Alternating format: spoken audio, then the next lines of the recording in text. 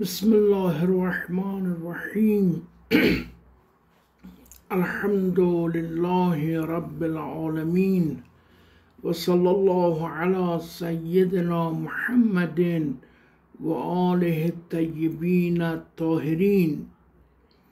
حول روایتی از آقا امیرالمؤمنین و سید الوصیین علی بن ابی طالب اسد الله الغالب صلوات الله و سلامه علیه میخواهیم یک روایتی است، این روایت رو بخوانیم و حول این روایت یک مقدار بحث کنیم. در کتاب شریف قررالحکم آقا امیرالمؤمنین میفرمایند الکمال فی الدنیا مفقود.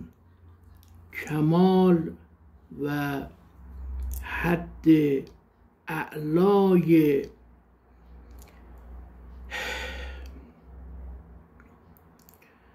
کمال در این دنیا مفقود است و کسی در این دنیا نمیتونه ادعا بکنه که از کملین هستش. متاسفانه بعضی از عرفا اومدن یک حد کمالی رو برای خودشون یا برای دیگران قائل شده اند. مثلا در کتاب حبل المتین نقل شده از سید قاضی طباطبایی، همین مرحوم قاضی که استاد عرفان در نجف بودن، از ایشون نقل شده که ایشون فرمودن یظهر من الفتوحات المکیه انه، یعنی محی الدین عربی، من الکاملین، یعنی مرحوم قاضی قائل بودند که محی الدین عربی که ایشون حتی از اهل تشیع هم نبوده، به اتفاق خیلی از علما از اهل تسنن بوده.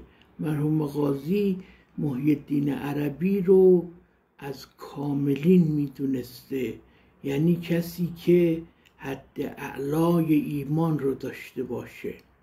چیکار میشه کرد با این حرف ها؟ بگذریم از مرحوم قاضی. استاد مطهری قائل بودن به این که در عرفان محی الدین عربی بی‌نظیر بوده. بگذریم از استاد مطهری.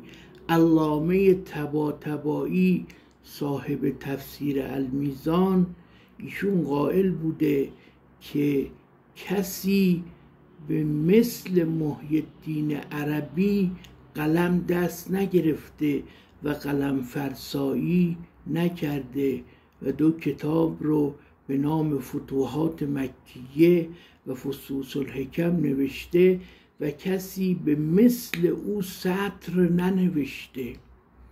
چگونه اینها نوشتجات یک سنی مذهب رو که در سطرهای کتابش دشمنیش رو با آقا امیرالمؤمنین علی علیه السلام ابراز می کرده، اومدن و با او محبت ابراز کردن و او رو از کاملین دونستن، در حالی که آقا امیرالمؤمنین میفرماید الکمال فی الدنیا مفقود.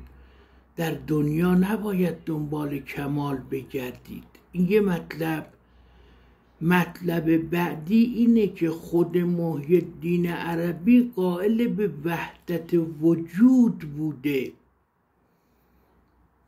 این وحدت وجود تو دنیا که نمیشه. طبق نظریه آقا امیرالمؤمنین میفرماید کمال در دنیا مفقوده. در آخرت چی؟ در آخرت هم آقا امیرالمومنین یا آقا امام صادق علیه السلام میفرماید تمام النعمه دخول الجنه و الفوز من النار. آخرت هم اگر وارد بشی به صحرای محشر، تمام نعمت اونجا وارد شدن به بهشت و رهایی از جهنم هستش. مندک شدن در ذات خدا اونجا تمام نعمت نیست. اگه بخوای به تمام نعمت برسی آقای محی الدین عربی، نباید قائله وحدت وجود رو ادعا بکنی.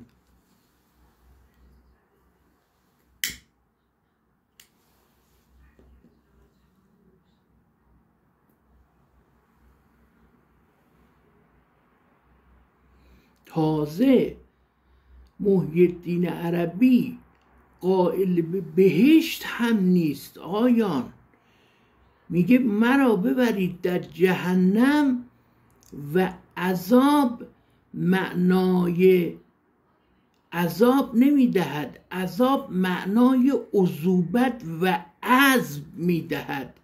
شیعتی مهما شربت ماء عذب، یعنی آب گوارا.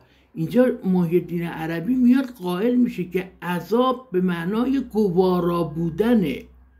ما برمیگردیم بهش میگیم آقای محی الدین عربی، اگه عذاب به معنای گوارا بودن باشه، پس چرا خدای صفت علیم براش قرار میده؟ عذاب علیم، عذاب دردناک. اینو شما بیا اول برای ما حل کن، بعد بیایم بریم سراغ این که بگیم عذاب از عذوبت اومده یا نه. اولا. دوما، پس چرا در روایت آمده که شیعت و علیین هم الفائزون، شیعیان علی ابن ابی طالب رستگاران هستند؟ اینا رستگار میشوند و به بهشت میروند. اینا از چی میرهند و رستگار میشوند؟ به سوی چی؟ آی محی الدین اینا رو بیا برای ما بگو. از چی رها میشوند و رستگار به سوی چی میشوند؟ فوز یعنی رستگاری و فلاح و رهایی از یه چیزی. عذاب رو شما میایی به معنای عذوبت میدی؟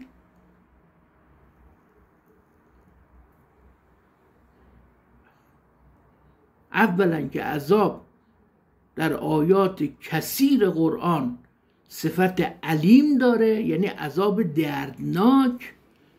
اگه قرار شما عذاب رو بری دردناک باشه بچشی، خب فبها و نعمه، برو هر جوری که دوست داری، ما نمیخوایم بیایم اون عذابی که دردناک باشه، ما نمیخوایم. دوما، وقتی میفرماید شیعت و علیین هم الفائزون، شیعیان علی ابن ابی طالب رستگارن، فلاح دارن، به ما بگو ببینم اینا از چی میرهند و به سوی چی فائز هستند؟ و شما اونجا گیر کردی تو چی؟ اینو برای ما توضیح بده تا بعدش ببینیم باهات میتونیم تو عذاب بمونیم یا نه. و صلی الله علی سیدنا محمد و آله الطیبین الطاهرین.